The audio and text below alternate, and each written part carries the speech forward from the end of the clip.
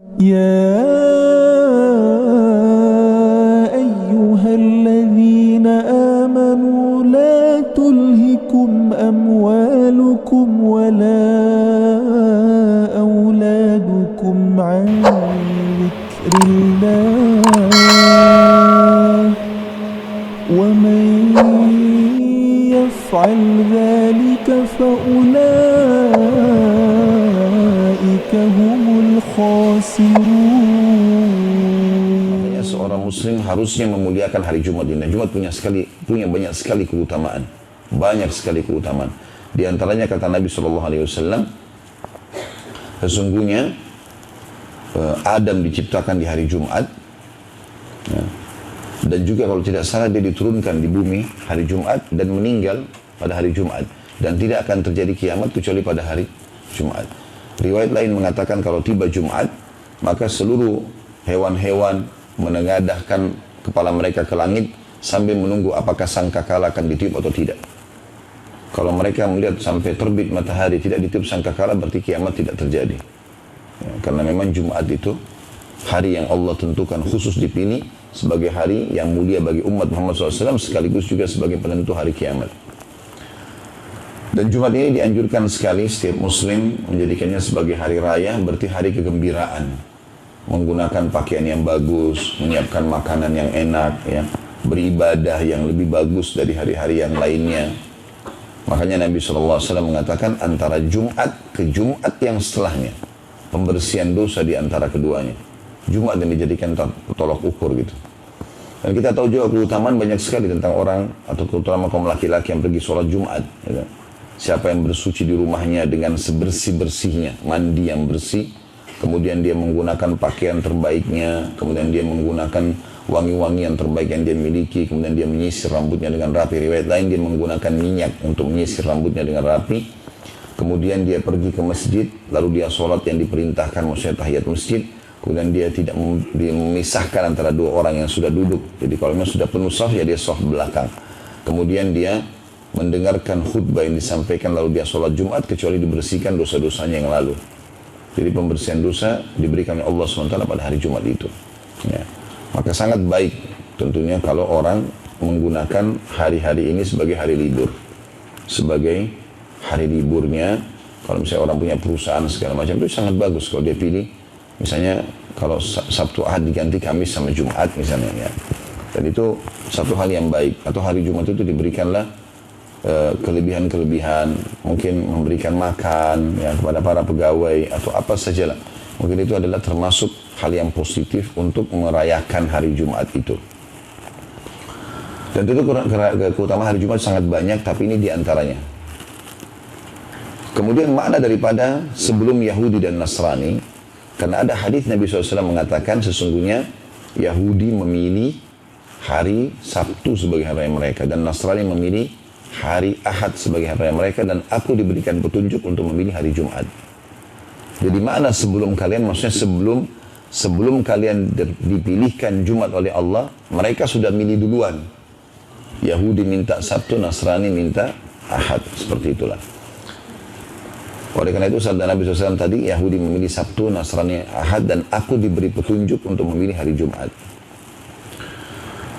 Kemudian disebutkanlah salah satu keutamaan hari Jumat di sini. Ini bisa terikutkan dengan poin keempat tadi ya sebenarnya.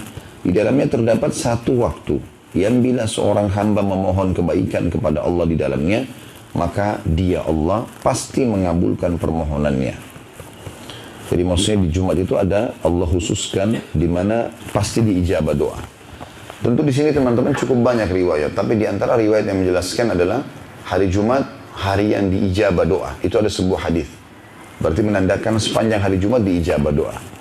Jadi ini pendapat yang lebih tepat tentunya. Sementara ada dua buah hadis, yang satu riwayat Imam Muslim, satu riwayat Imam An-Nasai. Imam Muslim mengatakan, atau disebutkan dalam hadis ini, Nabi SAW bersabda, hari Jumat tidak ada seorang muslim yang berdoa kecuali diijabah sama Allah, dan fokuslah berdoa pada saat khatib lagi di mimbar, di khutbah kedua sampai diiqamahkan sholat. Makanya para khatib-khatib umumnya pasti berdoa di khutbah kedua. Karena memang ini waktu mustajab. Tapi bukan berarti hari Jumat tidak diijabah, sepanjang hari diijabah. Tapi ini lebih ya, lebih pasti dan lebih tepat ya, atau mungkin bisa dikatakan waktu yang lebih diunggulkan untuk diijabah. Riwayat yang kedua, riwayat An-Nasai, kata Nabi SAW, Jumat ada 12 waktu. Ya, kalau kita mungkin sekarang 12 jam lah ya, dari subuh sampai maghrib.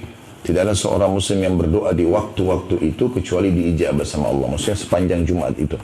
Dan fokuslah berdoa selepas asar sampai terbenam matahari. Jadi intinya semuanya waktu mustajab. Tapi dua waktu ini semestinya seorang muslim lebih fokus lagi untuk berdoa. Laki-laki dan perempuan tentunya. Perempuan pun begitu. Pada saat dia tidak sholat Jumat di masjid pun, karena sunnah boleh dia sholat Jumat di masjidnya. Tapi dia tidak wajib, bukan seperti laki-laki. Cuma boleh saja. Makanya di Masjid Haram Mekah sama Madinah tidak dilarang wanita masuk di masjid kalau hari Jumat. Bahkan di Madinah sama sekali tidak diubah tempat sholatnya wanita itu, dibiarkan mereka kalau masuk. Karena punya keutamaan dua masjid ini. Tapi lebih afdal dia sholat duhur. Gitu. Cuma karena Mekah sama Madinah punya keutamaan. Dan kalaupun tidak hadir ibu-ibu di masjid, tetap dia bisa, kalau dia dengarkan sekarang seperti ada mikrofon pengeras suara terdengar.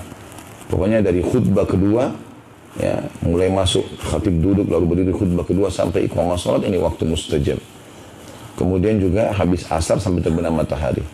Ini saran saya Bapak Ibu, ya, kalau pas tiba sore habis asar Jumat seperti pas kemarin, kita kan ini Sabtu ya, kemarin sore, maka sudah luangkan duduk, walaupun cuma 10 menit berdoa kepada Allah SWT. Terutama pada saat menjelang terbenam matahari. Luangin waktu, sudah sejam sebelum maghrib, duduk, angkat tangan ke langit, menghadap kiblat. Tulus berdoa kepada Allah Subhanahu Wa Taala. Jangan Bapak Ibu digoda oleh syaitan mengatakan, kan sekarang badan saya sehat, keluarga saya juga semuanya baik-baik saja, pekerjaan saya baik-baik saja. Berarti apa yang saya mau doa? Berdoa sama Allah. Ingat, saya pernah ulangi dan saya sering ulangi itu. Berulang saya ulangi ini. Kalau dalam bab doa lebih afdal dan lebih besar pahalanya, lebih Allah cintai, seseorang itu memohon kepada Allah agar nikmat Allah dipertahankan daripada musibah datang baru dia mohon dikeluarkan dari musibah itu. Jadi kita lagi sehat, lalu kita mengatakan, ya Allah, pertahankan kesehatan saya ini, ya, pertahankan kebahagiaan rumah tangga ini, ya, pertahankan keuntungan perusahaan ini. Itu lebih afdal daripada nanti sudah sakit baru minta disembuhkan. Memang baik kita minta disembuhkan, tapi sebelum itu mempertahankan nikmat lebih didahulukan daripada minta jalan keluar dari permasalahan. Oleh karena itu, justru dalam keadaan kita lagi puncak-puncaknya nikmat, di situ kita harus berdoa. Dan kata Nabi SAW dalam sebuah hadis, kenalilah Tuhanmu pada saat kau sedang lapang, maka dia akan mengenalimu pada saat kau sedang susah. Justru berdoa di waktu-waktu ini akan membuat, kalau kita lagi ada musibah, naudzubillah, cobaan, maka mudah sekali kita berdoa, ya Allah sembuhkan, langsung sembuh. Karena di waktu dulu, waktu kita lagi lapang, kita sering berdoa. Nah, termasuk sekarang Ramadan ini tempat-tempat mustajab doa, waktu mustajab doa. Apalagi kalau berkumpul antara Jumat dengan Ramadan, ya, Jumat di Ramadan, kayak Jumat yang kemarin misalnya, itu luar biasa. Nah, jangan disia-siakan ini. Karena kita waktu akhir, waktu asar, itu hari Jumat, bertemu dengan waktu menjelang buka puasa. Yang kata Nabi SAW, sesungguhnya orang yang berpuasa itu punya waktu mustajab saat dia berbuka puasa. Maka ini juga maksimalkan berdoa kepada Allah Subhanahu Wa Taala.